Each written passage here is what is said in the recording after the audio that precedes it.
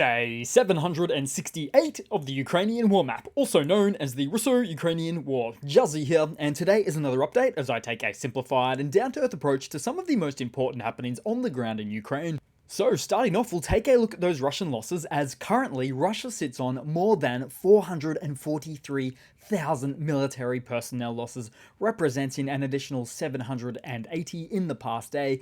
Then as for hardware losses, 12 tanks, 29 APVs, and a whopping 30 artillery. And then we'll also take a look at the area of control from the bar chart that I show every now and then, with the total occupied territory of Ukraine by Russia at 18.008%, which is about 0.001% from where we checked it last week, which feels like a slowdown or the top of the bell curve for Russian momentum. So I took the liberty of plotting this information on a graph, going back as far as to the beginning of this year all the way up to today. And so after the obvious Avdiivka rush from mid last month, the data does happen to show a contrast in Russian momentum now. However, for now, do take this plotted graph with a grain of salt, because when expanded out to the full invasion, this whole section that you can see here, it basically looks like a flatline blip on the map. And I'll be sure to show you guys the larger overview perhaps next time. Then we'll head back across to the map today with some fairly breaking news, as drones have attacked the Tenneco refinery, the oil refinery in Nizhnekamsk, an area that is in Russia's Tatarstan region. And that is truly some record-breaking range right there, because that's 1,130 kilometers range as the crow flies from the nearest Ukrainian held point on land. And I say as the crow flies because in reality, many Ukrainian drones flying into Russian airspace do not fly in a straight line. Instead, they weave around a lot of the known air defense installations. So in reality, we are talking an ultra bare minimum distance of 1,200 kilometers range for these drones, and possibly capable of up to, say, 1,600 kilometers, which is pretty much right on 1,000 miles. But it didn't stop there, because just 50 kilometers north of here, it appears Ukraine was putting Russia on notice, as there were further drone strikes at Alubga, where a Shahed drone plant is located. Probably not a coincidence. But back to the oil refinery incident, as this facility at Nizhnekamsk is actually one of the largest oil refineries in Russia, top 5 actually, and possibly top 3 given the recent devastation on other refineries in the country. So, as with this event, emergency services of the region also commented on their actions required for dealing with the fires, and yet, at the same time, the mayor of the region effectively said there was no fire and there was no damage. So here we may have yet another classic case of fear of reprisal of the government of the region, too scared to tell the Kremlin that their own regional defense initiatives have failed to protect them. You see, they were probably ordered to protect with local forces certain key strategic military assets in the region, like oil refineries, but at the same time probably weren't actually given the required material in which to protect them with. And so this is a developing story, and I'm sure we'll hear much more on this event soon. And realistically, other new events like this as well. Then just briefly, moving around Russia, so a major fire broke out at the Electrozolit plant in Khimki, which is just northwest of Moscow City.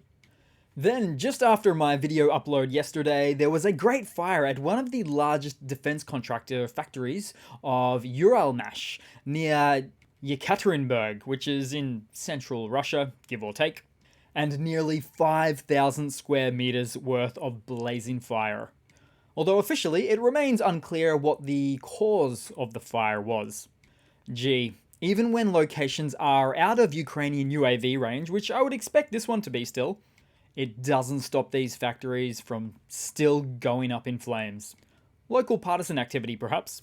Then we'll head to Ukraine, into the map there, into the Donbass, as the sheer amount of footage that has been released in the last 24 to 48 hours of Russian mechanized attacks is insane, with Russian armored vehicles and tanks getting blown up left and right. Take, for instance, starting off in the Bakhmut direction, an attempted Russian assault involving 6 armored vehicles were destroyed. Then we saw some more footage from the failed Russian Tenenka assault over the weekend. And this is just southwest of Avdiivka, so there we go. In this instance, it was known that they directly ran into Ukrainian ATGM fire, led by the 25th Airborne Brigade, losing multiple armoured vehicles in the process, which we already know about. Although where it was known to be 17 or 18 destroyed armoured vehicles previously, new open source analytics now suggest that it was 21 or 22. Then moving down a bit further south, because we saw the aftermath of yet another failed Russian mechanized assault outside the embattled town of Novomykhailivka, with Russian forces losing multiple tanks and IFVs to Ukrainian fire. And it's almost hard to make heads and tails of some of this footage that's coming in droves at the moment, when we're still inspecting the previous footage. And do note, it's been widely reported over the past few weeks that Russia may concentrate a large-scale offensive in the western part of the Donetsk region in late spring or summer. And yet, most of what we see here is happening in the western Donetsk region in Ukraine's spring season right now. So, Russian humble beginnings, perhaps?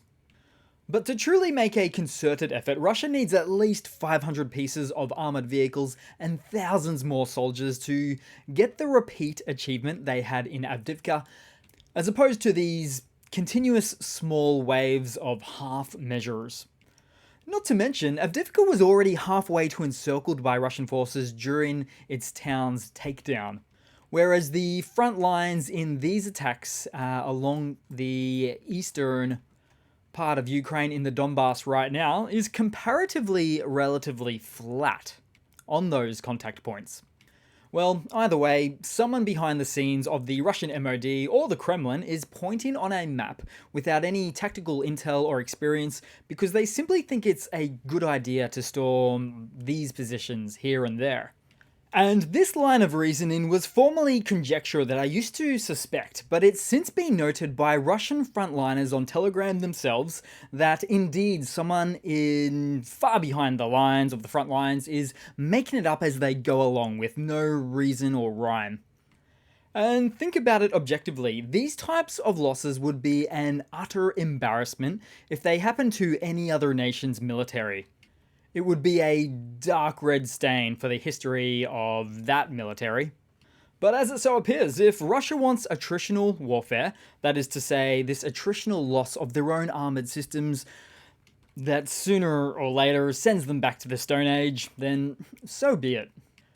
Then looking further into the map and somewhere on the south, as the Ukrainian Special Operations Forces, or the SSO, announced the successful destruction of yet another Zytel Russian electronic warfare complex, sharing footage of the explosive moment via Telegram.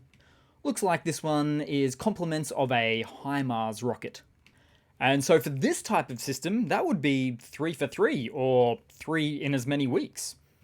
Then we'll head down to the Black Sea momentarily, as in some interesting updates, the Ukrainian forces shot down one of the most expensive Russian drones named the Four-Post over the Black Sea. According to the South Operational Command, the Four-Post drone, worth about $7 million, is a large fixed-wing design drone with a wingspan of about 9 meters or about 29 feet and capable of conducting reconnaissance and carrying additional combat loads like missiles to strike ground targets with. Now in this instance, the Odessa Anti-Aircraft Missile Brigade was responsible for destroying the Russian attack and reconnaissance UAV. So the destruction of this high-value asset by Ukraine is a significant blow to Russian reconnaissance and strike capabilities in the region. Then headed across to some news for today, and for this first piece of news, I'd actually hoped to squeeze it in before this morning's events in Russia. Because just yesterday, Ukraine announced they had domestically produced attack drones capable of flying over 1,000 kilometers, as per advice from the Digital Transformation Minister Fedorov. So it's almost as if Ukraine gave a forewarning about the events that just occurred further east in Russia. And all of this comes amid Kyiv intensifying efforts to ramp up drone production, aiming to manufacture 1 million units per year. And then in some related news, President Zelensky held a 3-hour meeting on April 1st with senior military and government officials to discuss drone production and electronic warfare systems. Now, with drones being so vital in Ukraine's defense against Russia, Zelensky has said surpassing Russia in drone operations is a top priority for 2024. And think about what that means for a second, because Ukraine is far more advanced on pretty much every drone metric to Russia, except for one such metric really, which is long-range drones. So what Zelensky is hinting at here is drones that travel beyond a 2,500 kilometer range, as do the Russian Shahed drones. And this meeting covered production plans for various types of drones, including scouts, FPV short range, and long range drones, of course, for special missions. They also discussed ensuring the flexibility of the defense industry to adapt to changing needs at the front. Also, decisions were made to simplify procurement, import equipment, and increase shell production of drones and train operators.